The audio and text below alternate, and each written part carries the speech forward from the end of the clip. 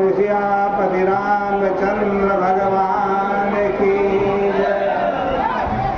श्री रामचरितमानस से आप बड़ा सुंदर प्रसंग श्रवण कर रहे थे। मंदोदरी ने रावण को बहुत समझाया, यहाँ तक कहा कि ये जो राम जी हैं ये सामान्य मनुष्य नहीं है, ये तो परमपिता परमेश्वर है।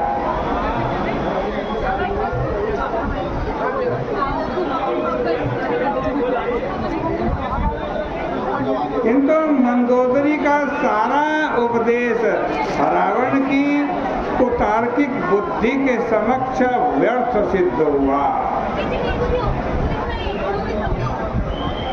मंदोदरी के भाषण का श्री गणेश किससे हुआ था?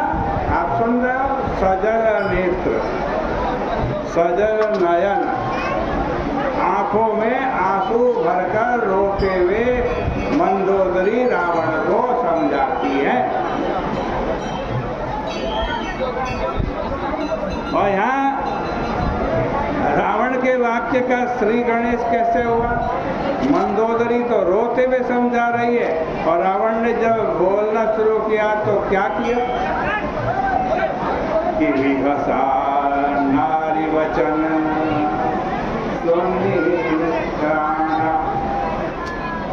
विहसा नारी वचन सुनिकाना।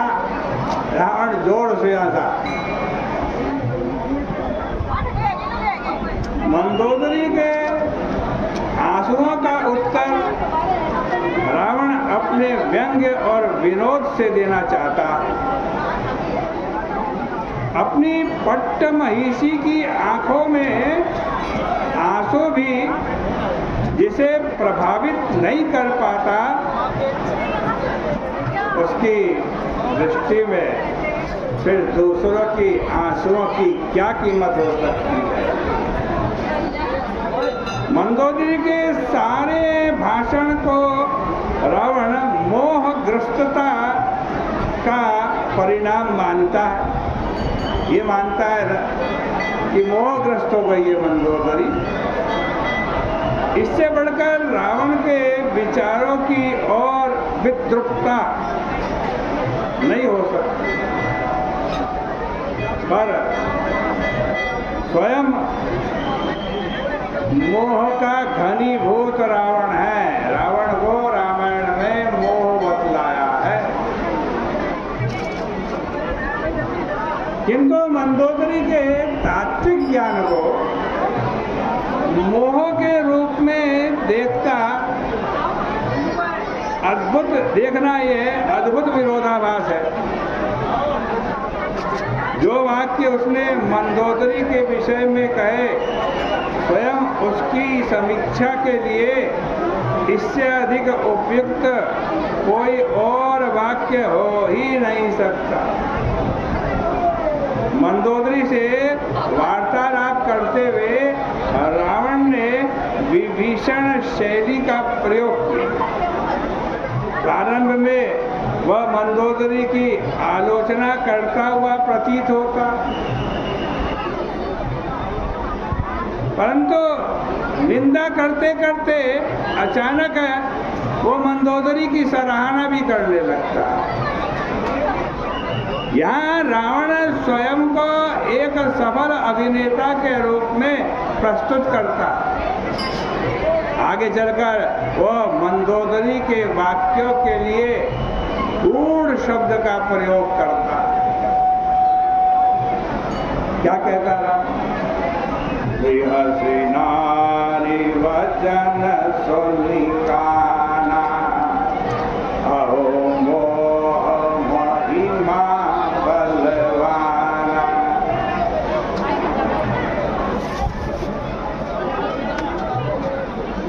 मारी स्वभाव सत्य सब कहाई, नारी स्वभाव सत्य सब कहाई, अवगुण आठ सदा और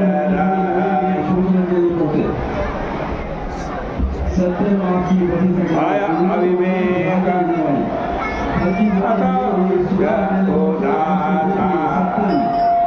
सुकर रूप सकल तैगावा अति विशाल वयं मोहि सुनाया तो सब प्रिया सहज बस मोरे समझी करा प्रसाद अब तोरे जाने ओ प्रिया तोरी चतुराई यही विधि करहूँ मोरी प्रभुताई सब पत कही गूढ़ मृग लोचनी समुझत सुखद सुनत भयमोची।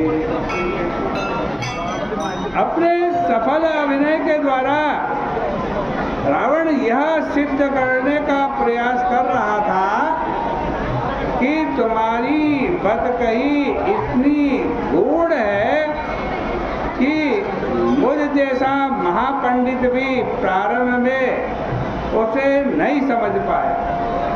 इसलिए मैंने तुम्हारी आलोचना करने की भूल की, तुम्हारी आलोचना नहीं करनी चाहिए। किंतु लगता है इसके पश्चात तुमने अपने कृपा प्रसाद के द्वारा मेरी बुद्धि को शुद्ध कर दिया। अब तक मैं यह समझने में समर्थ हुआ कि तुमने किस विलक्षण शैली से मेरी सराहना की। प्रारंभ में मैं जिसे शत्रु की सराहना समझने में भूल कर रहा था,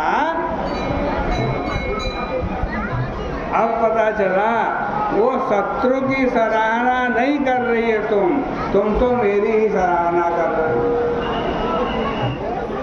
राम जी के लिए जो जो कहा वो रावण अपने लिए मानता कि गंगोत्री मेरे लिए कर रहे। संभवतः तुमने मेरी प्रशंसा के लिए आज कहते हैं गूढ़ शैली का उपयोग इसलिए किया कि शिष्ट जन सामने प्रशंसा करने में संकुचित होते हैं, इसलिए तुमने निंदा के बहाने से स्तुति करने का निर्णय किया। अथवा तुम्हारे सामने यह संकोच रहा होगा कि भाई तुम एक पतिव्रता पत्नी हो, अब पतिव्रता पत्नी के रूप में तुम मेरे नाम का उच्चारण कैसे कर सकती हो, इसलिए तुमने मेरे लिए रावण न कह करके राम कह दिया, रावण न कह करके राम कह दिया। मेरे लिए राम नाम चुनाव किया। किंतु मेरे अनेक नाम प्रचलित है, किंतु वे सब व्यक्तित्व परक होने के नाते मेरी महिमा के सही प्रतिपादक नहीं है। किंतु तुमने मेरे ईश्वरत्व का प्रतिपादन करते हुए जिस विराट रूप का वर्णन किया है, उसके लिए कोई अन्य, मेरे अलावा कोई अन्य उपयुक्त नहीं हो सकता। आइए मंदोदरी जी का जो कहा और रावण ने जो समझा, इसको यहीं पर छोड़ते हैं। अब